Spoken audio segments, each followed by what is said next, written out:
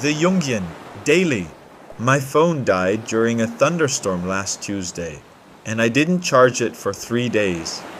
I'm Esperanza, 45, and I run a small bread bakery in a converted garage behind my house in rural New Mexico. The kind of place where people knock on my door at 6 a.m. asking if I have any sourdough left, where neighbors treat my kitchen like their personal counseling center, where my sister calls every morning to unload her latest drama before I've even had my first sip of coffee. That Tuesday morning, the storm knocked out power for about 6 hours. When it came back, I plugged everything in except my phone. I told myself I'd get to it later. But something strange happened. The silence felt like coming up for air after being underwater for months. No buzzing notifications while I kneaded dough. No interruptions while I watched the bread rise.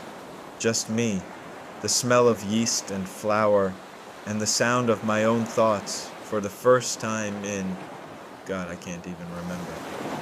By day 2, people started showing up at my door. My sister drove over, worried because I hadn't answered her morning crisis call. My neighbor Rosa came by twice, needing to quickly ask about her son's college applications. Even my ex-husband texted my business email. Apparently, our daughter couldn't reach me about some school permission slip. But something had shifted in me during that quiet. When Rosa started her usual 40-minute monologue about her mother-in-law's health issues, I found myself saying, "Rosa, I'm sorry you're dealing with this, but I need to focus on work right now." When my sister arrived in full panic mode because I'd missed her call, I said, "I'm taking a break from the phone for a few days. If there's an emergency, you know where I live." The look on their faces, like I'd announced I was joining a cult. Jung wrote about psychological energy, about how we unconsciously scatter ourselves across other people's needs until we're running on empty. But it's more than that. Somewhere along the way, I'd become the neighborhood's emotional recycling center. Everyone's anxiety, drama, and unprocessed feelings got dumped at my door, and I'd accepted it as normal, as loving, as what good people do. On day 3, I sat in my kitchen before dawn, watching steam rise from my coffee cup. The silence felt different now. Not empty, but full of my own presence.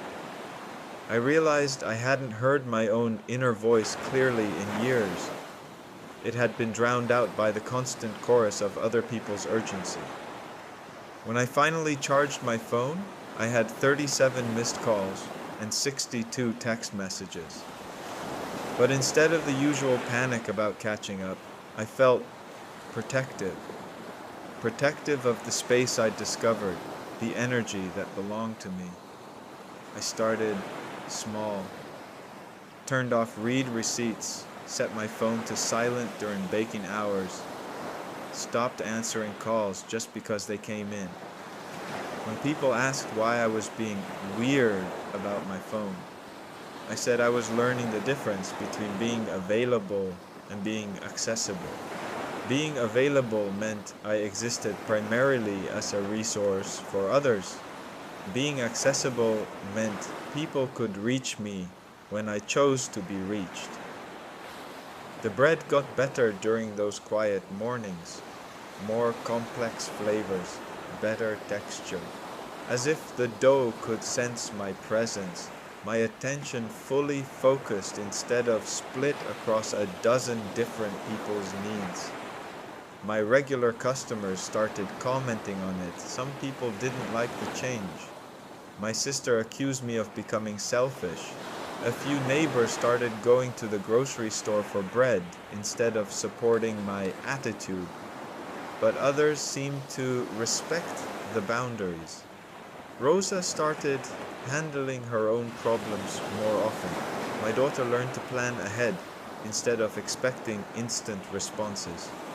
Most surprising was discovering what filled the space when I stopped being everyone's emotional dumping ground. My own creativity returned. Dreams that weren't just recycled stress from other people's lives, ideas for new bread recipes, energy for my own problems and my own joy. That dead phone taught me something Jung knew, but took me 45 years to learn. Your psychological energy is finite and precious. Every time you scatter it, answering other people's non-urgent needs, you're stealing from your own life force. Silence isn't selfish. Sometimes it's the only way to hear yourself think.